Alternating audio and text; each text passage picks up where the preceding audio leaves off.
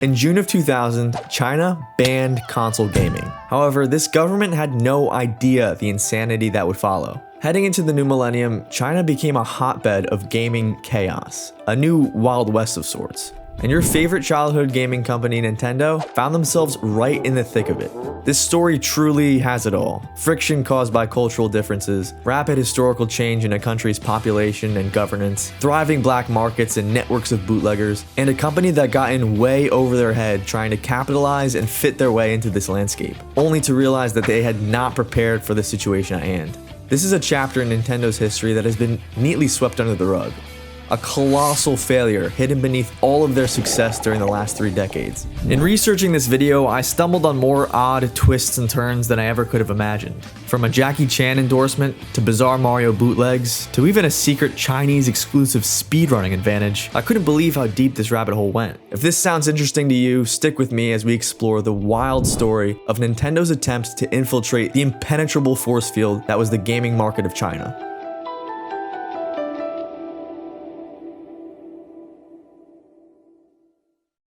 Prior to that console ban in 2000, China had already been dealing with this messy, lawless gaming landscape that was born out of really interesting circumstances.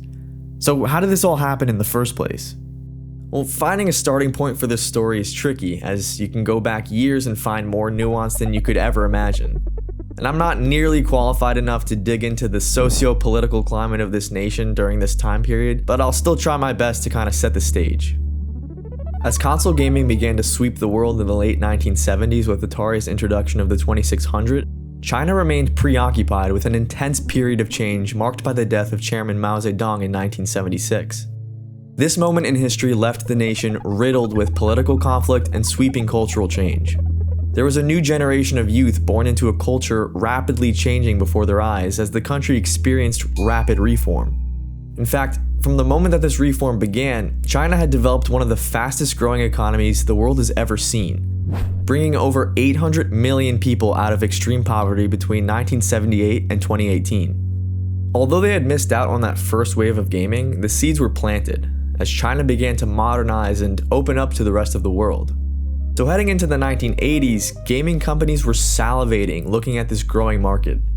As people were lifted out of poverty during the reform, a stable consumer base was formed and steadily growing. Everyday Chinese citizens began buying televisions and other devices for their homes, and it looked like the window was beginning to open for consoles as well. Fast forward to the late 1980s and a gold rush of sorts had begun. However, this may have been more of a fool's gold rush. The Chinese government would not make it easy for these companies. China didn't magically accept Nintendo with open arms right off the bat. Ingrained in this new government's approach to the outside world was a cautious approach towards the import of Japanese cultural products. The state felt an obligation to protect the nation from imposing foreign products that may not align with the political, cultural, and economic pillars rooted in Chinese tradition and being upheld by this government. So protectionism was just one hefty force acting against these Japanese gaming companies. And it may have been the underlying theme behind everything else that transpired in this story, but I'll touch on that in a little bit. Tariffs on these foreign consoles and games were immensely high, which made it an abnormally costly effort to break into China. If these consoles were to be sold, they were going to have to either sell them at prices that were far too high for Chinese consumers, or they were going to have to sell these consoles at a very high loss. So by the early 90s, these companies pulled the brakes for the time being. However, as this was going on, a new storm was brewing domestically in China and would reach a climax in the year 2000. But I'm getting ahead of myself. As the 80s waned and trickles of Japanese home console gaming made their way into the country, Chinese consumers were still growing excited about this new form of entertainment. They just couldn't really get their hands on these consoles. So by the time the 90s really rolled around, a thriving black market developed for smuggled foreign consoles and games, which were able to be sold at a lower margin without the taxes placed on them.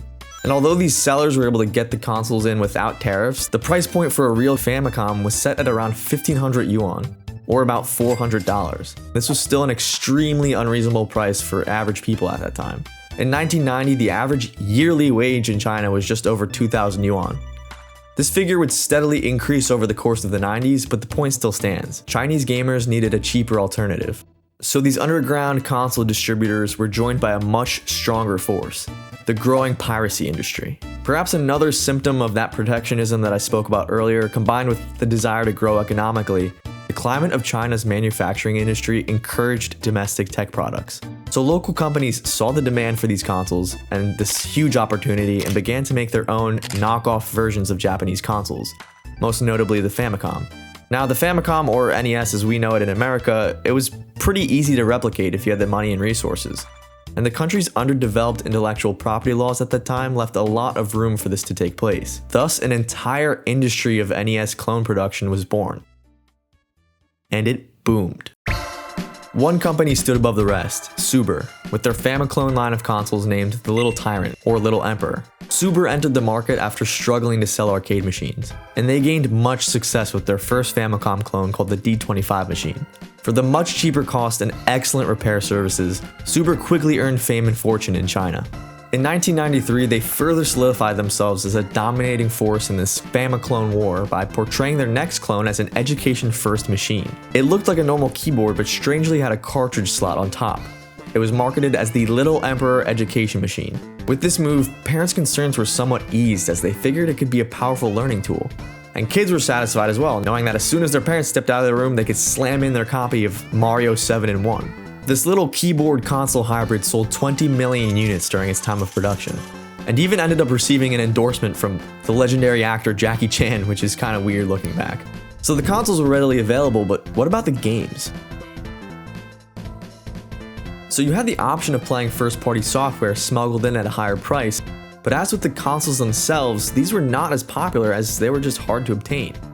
So Chinese consumers had to get creative to game at a lower cost than that of their Japanese and Western counterparts.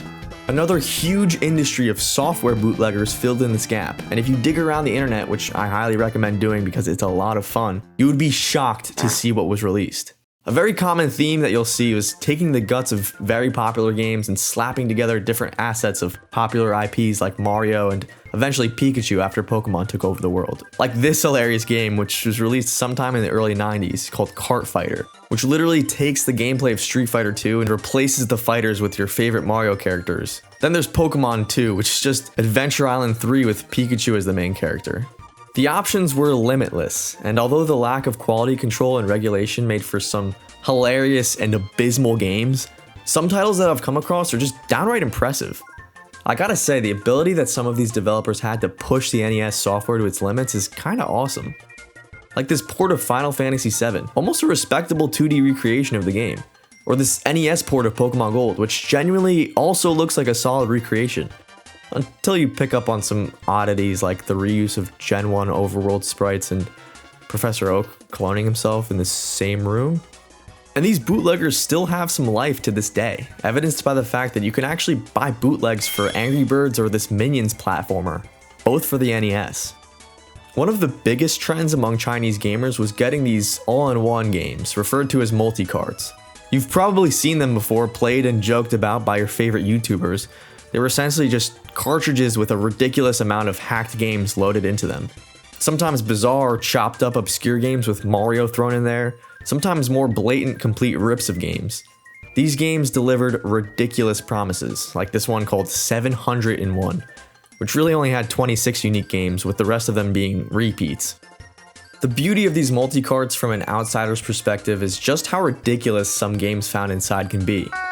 Mario 7 in 1, for example, had gone viral for streamers' hilarious reactions to the titles. It included Super Mario 3, Mario 5, which is actually a hack of Super Mario Bros. 2, Mario is Missing, Mario 10, which is a Jackie Chan game with Mario slapped onto it, Mario 11, another reskin of Adventure Island 3, Mario 14, a hack of Kid Nicky 3, which I've never heard of, and the now infamous Mario 7. Granddad!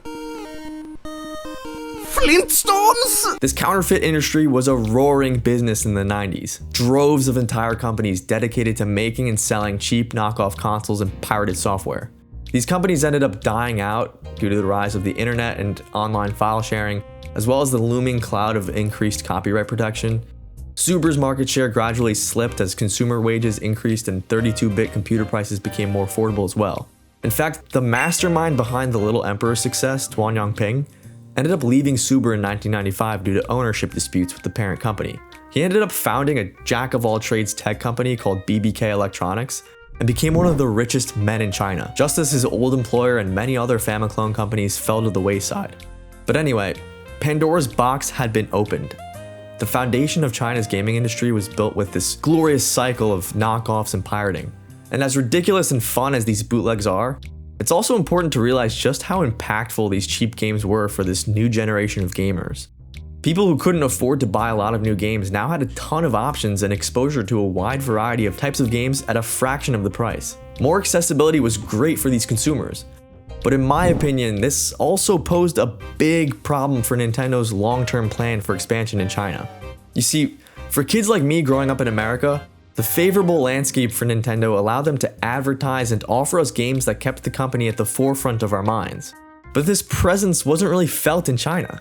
Yeah, Nintendo characters were being found in a lot of bootlegs, but because the company wasn't directly in the limelight themselves, the influence that Nintendo had there was super watered down. People in China are more supportive and nostalgic of knockoff companies like Subor than Nintendo themselves. And there were just so many bootleg games being pumped out, with and without Mario, that Nintendo was practically blurred out from the scene altogether. Just to illustrate this point even further, one detail that I missed during my initial draft of this script was that during this period, Nintendo had actually been distributing official Game Boys and games over to mainland China, to actually some success with the help of Chinese toy company Mani. These Game Boy games even had Chinese translated box art and manuals. But Nintendo soon realized that on average, for every real Game Boy they sold in China, there was less than one official Game Boy game sold on average, meaning that the vast majority of people who were buying the handheld were just opting for bootlegs anyway. China had built this force field around itself. There was really no point to even try to break in now, right? And as these knockoffs kept selling in droves around the country, an additional problem arose, which further strengthened this force field blocking foreign consoles. Parents were concerned. Embedded deep within Chinese culture and tradition is the moral necessity to restrict entertainment. There's this proverb called I'm just gonna throw it up on the screen so I don't botch it. But this is the notion that overconsumption of mindless entertainment will sap your spirit. And as console gaming was spreading, panic among parents was beginning to spread like wildfire. Throughout the 90s and leading up to the 21st century, there was much discourse centered around the horrors of excessive gaming. Media and propaganda against this quote-unquote digital heroin epidemic swept the nation. And even teachers were on the lookout for those whose grades were slipping due to too many video games. Adults were anxious, and the public outcry was heard by the Chinese government, who was already growing pretty wary of the rise in gaming culture and its impact on the youth. This all culminated in an iron-fisted move by the Chinese State Council in June of 2000, where they placed a hefty ban on gaming. The bill included several items to help tame the growth of the gaming industry, and at the very least limit the type of content that these games were serving to customers. But the key to this story is their crackdown on console gaming specifically, which would alter the course of Nintendo's strategy in China. Here's the official statement. As of the day this notice is released, the manufacturing and selling of any digital gaming devices plus their parts and accessories to domestic areas is to be stopped immediately. No companies or individuals can partake in the manufacturing and selling of digital gaming devices and their parts and accessories headed to domestic areas. With the exception of processing trade, the import of digital gaming devices and their parts and accessories through other forms of trade is strictly limited. Now, this was a huge blow to the industry, but the language here is interesting. In looking at the actual wording of this bill, you can do some linguistic gymnastics to find a little bit of leeway. At this point, Japanese companies are still watching this unfold and are still salivating at any opportunity to tap into this country's market, which now is a fully developed generation of youth open and excited about gaming. And it's kind of funny researching all this because Nintendo and Sony since the beginning of this story seem so desperate. China's almost like the Krabby Patty secret formula, and you'll see soon that these companies were kind of like plankton, failing over and over and over again to get that secret formula. But back to what I said. The language in regard to China's console ban was a little bit fuzzy, and because of this, Nintendo saw that there was a glimpse of hope, and they found the perfect man to help them out. Enter VIII. VIII is the most important figure in this entire saga, but he remains rather mysterious. We don't know too much about him. But let's start with what we do know. Wei is a Taiwanese-American businessman and Sigma grinder who at the time had bounced around a ton of different tech companies pioneering graphical technology.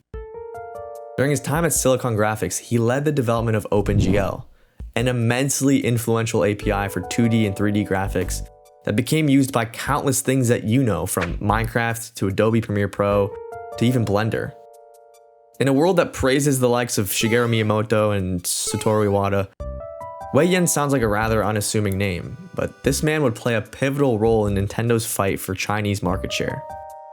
And his impact on the company even extends beyond this saga, which I'll touch on later.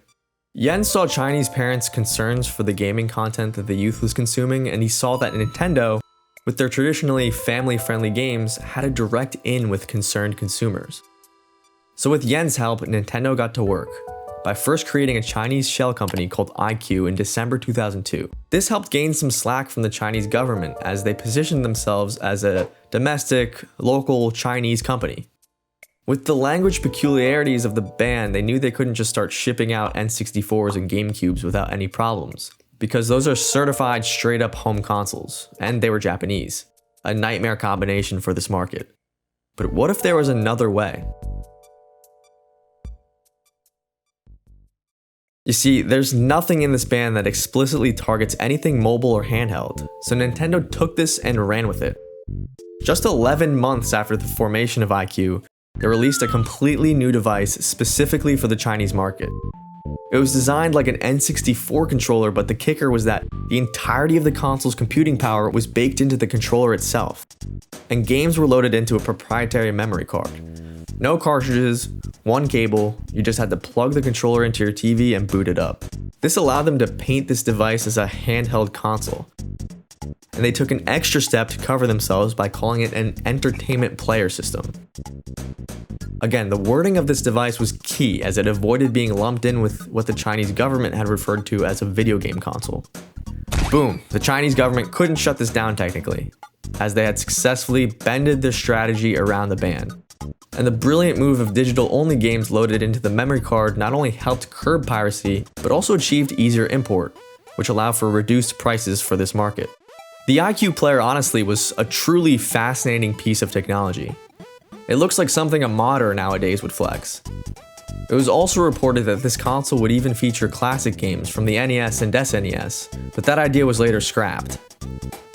And unbelievably, it actually performed better than the N64s that you and I played on.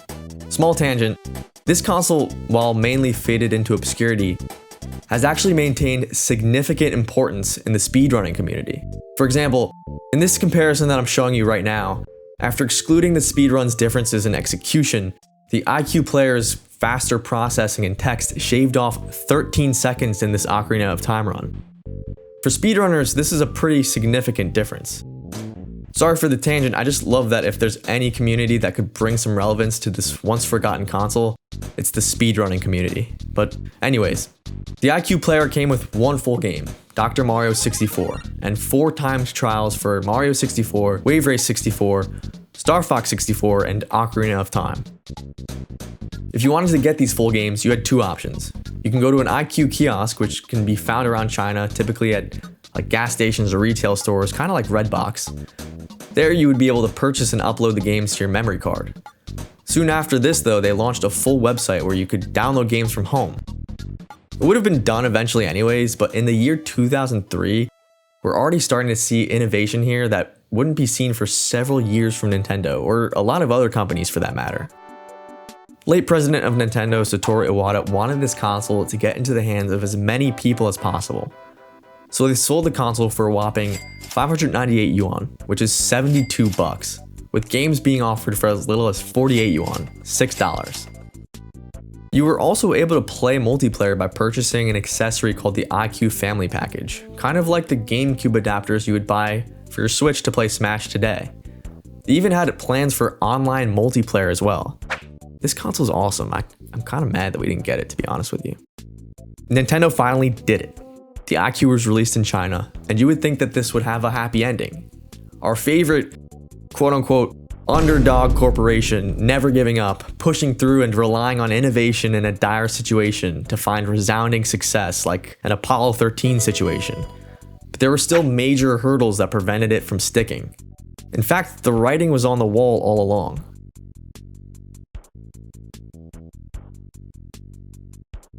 As I already yapped about, the Chinese government and market were still unchanged, and in fact probably more rigid than ever with the developments that had occurred throughout the 90s. And these two issues that Nintendo had been afraid of since the beginning ended up being bigger walls against the market than the company could ever imagine. The Chinese government, although lenient with regards to the console's release, were still insanely anal about the company's presence in their country. Every single game that Nintendo wanted to release to the public had to first be screened by the Chinese government so that they could determine whether the content was suitable for release or not. This was a long, tedious process that held up game releases tenfold. And because of this alone, only 14 N64 games ever made it over to China. You can get a glimpse of what they had planned to release by looking at the back of iQue's box. When translating that text on the bottom, it hints that hundreds of games are coming soon. Unfortunately though, this wouldn't be the case. Interestingly enough, you actually see a screenshot from Majora's Mask, so it's possible that the government also prevented this title from being released due to its darker nature compared to Ocarina of Time. I do find it strange though that this game Sin and Punishment made it through the gates, which is a rail shooter that seemed way less suitable for kids than Zelda, but I guess that room of Chinese statesmen were in a better mood when they played it that day. The other element that held Nintendo back was, well, the very market that they were trying to reach. Just as we saw Nintendo use loopholes to find a way in, this entire generation of gamers had found their own loopholes as well. In response to this console ban, practically the entire country had completely shifted to online gaming to an unbelievable degree. MMOs like Dota 2 and World of Warcraft absolutely exploded in popularity, and the rise of internet cafes served to provide these gaming experiences to those who could not afford their own home computer setup. So to curb gaming, China banned home consoles, but accidentally just exacerbated the problem. One report came out and estimated that almost 6% of Chinese teenagers who had internet access were gaming for more than 40 hours a week. Looking back, that doesn't sound like a lot, but consider the fact that just 15 years earlier, they didn't have access to video games at all. This became so much of a problem that in another attempt to stop gaming, this time aimed at online gaming, the government required game companies to inject anti-addiction software onto their games. So to put it bluntly, the consumer base in China had moved on. They were just preoccupied with other games. They didn't have room for Nintendo. And then there was that pesky black market. Nintendo tried their best to make the iQue and its games as affordable as possible, but people still wished to play these cheaper games. It was hard to justify the more costly option, which had less titles to play and games that were more annoying to obtain. So, kind of unsurprisingly, the iQue player ended up being a colossal failure. And the best figure that I was able to find in terms of estimated total sales had it at around 12,000 units.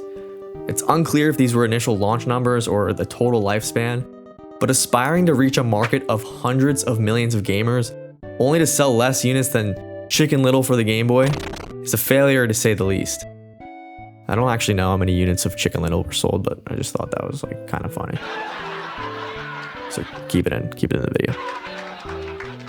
This console floated around until the final game for it, Animal Crossing, was released in 2006. But as that failure was drawing its final breaths, Nintendo continued to try and try again to break into this market.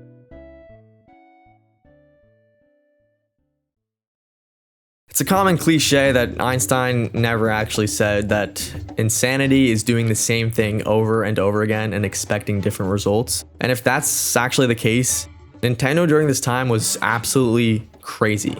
They really wanted to break into this market. In 2004 and 2005, they released the Game Boy Advance as well as the SP and Game Boy Micro over in China. Only 8 games made it onto the system, and they promptly canceled any more releases. But unlike the iQue player, this was basically the same thing as what we got from the Game Boy line in the US. Which was actually a bad move because unlike the iQue's usage of the memory card, the usage of cartridges here just opened the door for pirating way more. And you would think that they would have packed their bags then and there, but hilariously, they just kept trying. Sadly though, each new attempt ended up faring worse and worse for them. The iQue DS was launched in 2005 along with the DS Lite and DSi, but in this case only 6 games were released. And in 2012, the 3DS XL was brought over with Super Mario 3D Land and Mario Kart 7 pre-installed, but no other games were released for it either. But somehow, someway, despite failure after failure, they still managed to keep trying. And in 2008, a seemingly perfect opportunity presented itself for Nintendo. Leading up to the 2008 Olympics in Beijing, the interest for sports was at an all-time high. And by this point, gaming had overtaken the entire country. So by any logic, you would assume that this would be a slam dunk for the introduction of the Wii, paired up with Mario and Sonic at the Olympic Games, which took place in their very own home city. Well, no. The console never even made it past the approval stage. The Chinese government slammed down a rejection immediately, delivering a final blow to Nintendo's aspirations in China for the time being. This makes a little sense, to be honest. The government by that point had realized their mistake with the gaming craze and had begun to take more control over their content. And the Wii was a lot trickier to play off as not actually a console like the rest of these handhelds. With the console ban still in place, it was the easiest rejection ever. And as a hilarious final nail in the coffin, almost a poetic sign of the cycle that Nintendo had found themselves in, a knockoff called the V had been released a year earlier and was already pretty popular in China.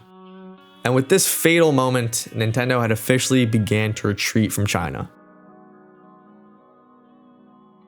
At the end of the day, despite throwing everything they could at the market, nothing was able to stick. You can blame the strict government, you can blame the black market, or even the rise of the internet, but at the end of the day, the company we all gush over was looked at in a very different light in China. Perhaps it was partly cultural protectionism still keeping Nintendo at bay, but the gaming community in general had simply either ignored them or had even grown a little resentful of them, with some people writing articles mocking the leaders at the company and even accusing them of xenophobia. There wasn't a solidified fan base there to spread love for their consoles. Another kind of elephant in the room that complicated Nintendo's relationship with China was the language barrier. Throughout this whole story, even in the 80s and 90s, Nintendo had never really made any efforts to translate their games into Chinese. It makes sense to focus on other markets given the climate, but because of this, bootlegging became not just a cheap option, but a real genuine necessity to even get games that you could understand. This led to kind of a perceived lack of effort from Nintendo, and this may have added to this resentment. And other instances of this language barrier made matters even worse. It got to the point that Satoru Iwata once said this in a shareholders meeting when asked about his plans in China. "I'm afraid I shouldn't talk about these future plans here. Messages sent by a Japanese company regarding Chinese projects are often first translated into English and then into Chinese for distribution throughout China. Several times in the past, I myself have come across the fact that what I said in Japanese was spread in China in a completely different context and meaning than what was actually said. This distorted information was perceived by people as rather unpleasant, although I never said such things at all. Through this unfortunate experience, we learned that any business statement about activities in China must be made in China itself." The key here is that the Chinese gaming identity had been formulated by this amalgamation of piracy and homegrown domestic games. And although these consoles and games that had grown popular had Nintendo in their DNA, the company just didn't have that lasting impact to leverage when they tried to solidify their presence. Eventually, after years of avoiding the Chinese market after this entire debacle of the 2000s, Nintendo finally earned their footing in the country after the console ban was lifted in 2015. They were able to introduce the Switch to much more success, this time by partnering with the much more seasoned Chinese company Tencent. They also managed to start releasing a few GameCube and Wii games on the Nvidia Shield in 2017, which is pretty cool. As for iQue, the company stopped making consoles, but they've had a role in Nintendo's history even aside from their console shenanigans. They have helped support game devs in various projects and continue to support simplified Chinese translations for new releases to this day. VIII ended up using his American-based company, AI Live, to have a huge impact on Nintendo, developing the Wii Motion Plus for the company, and then he helped Sony with their motion controls during the PlayStation 3 era. The story of Nintendo in China is probably my favorite obscure chapters in gaming history, because there were so many elements at play here.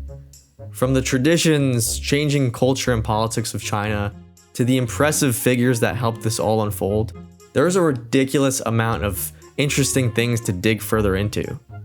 And the bootleg games are just really funny. The iQue consoles that are still floating around eBay serve as artifacts of this hectic time period. A symbol of what I think is honestly Nintendo's overconfidence during that time.